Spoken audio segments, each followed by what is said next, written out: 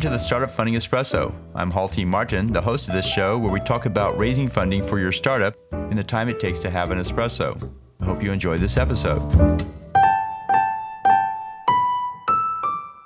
Hello, this is Halti Martin with the Startup Funding Espresso, your daily shot of startup funding and investing. After completing the financial projections, you may want to create various scenarios of your financial model. Startups are often optimistic while investors are pessimistic. You may want to create a best-case scenario and a worst-case scenario. For the worst-case scenario, keep your revenue at the current level or only with small increases.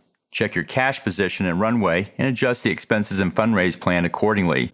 For the best-case scenario, use the revenue targets you have in mind. Check your cash position and runway and adjust the expenses and fundraise plan accordingly.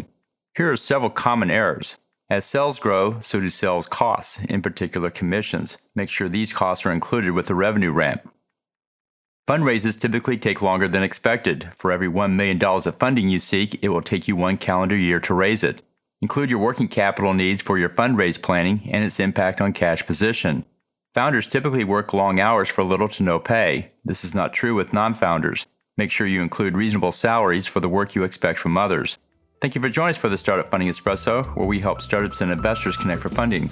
Let's go start up some of the day.